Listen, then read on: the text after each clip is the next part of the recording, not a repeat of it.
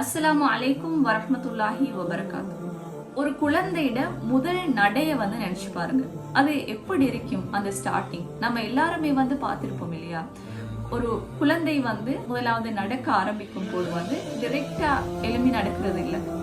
அது கொஞ்சம் கொஞ்சமா புடிச்சு நிற்கும், அந்த புள்ள விழும், அதே போல நடக்கும், புடிச்சு நடக்கும். இப்படி கொஞ்சம் கொஞ்சமா எல்லாமே ஸ்டெப் பை ஸ்டெப்பா தான் ஆரம்பிக்கும்.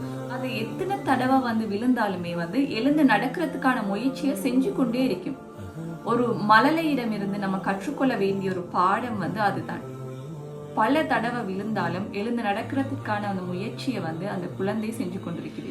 ஆனால் இதையே நம்ம லைஃப்ல அப்ளை பண்ணி பார்த்தோம்னு சொன்னால் எப்படி? நம்ம ஒரு 2 தடவை 3 தடவை முயற்சி செய்வோம், அதுக்கு பிறகு வேணாம், இது ஒர்க் அவுட்டே ஆகாது, இது எங்களால இயலாது அப்படின்னு சொல்லிட்டு நம்ம அப்படியே இருந்துருவோம். ஆனால் அந்த குழந்தைக்கு யாரும் சொல்றதில்லை, நீங்க எழுந்து நடங்க, முயற்சி செய்யுங்க. குழந்தைக்கு சொன்னாலும் கூட அது விளங்காது இல்லையா? அந்த குழந்தையே அதற்கான முயற்சிகளை செஞ்சு கொஞ்சம் கொஞ்சமா நடக்க ஆரம்பிக்குது. ஸோ நம்மளும் அப்படித்தான் இருக்க வேண்டும். நம்மளோட லைஃப்ல நம்மளை சுத்தி நிறைய மோட்டிவேட்டர்ஸ் இருக்கணும். எல்லாரும் எங்களைய மோட்டிவேட் பண்ணிக்கொண்டே இருக்கணும். நமக்காக முன்னுக்கு போங்க போங்கன்னு சொல்லி எல்லாரும் சொல்லிக்கொண்டே இருக்கணும். இப்படி நம்ம ஒரு நாளும் எதிர்பார்க்க கூடாது.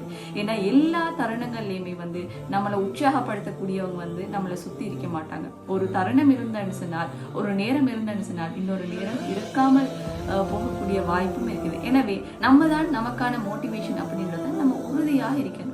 எதுவுமே நமக்கு தடை கற்களாக இருக்கிறது இல்லை. அந்த குழந்தைக்கு யாருமே தடை கற்களாக இருந்தது இல்லை. அந்த குழந்தையுடைய ஆரம்பம் அந்த மாதிரி தான். ஸோ அதை போலதான் நம்மளோட லைஃப்ல எந்த தடை கற்கள் வந்தாலும் அது நம்ம வளர்ச்சி பெறுறதுக்கான ஒரு வாய்ப்பாகத்தான் இருக்குது.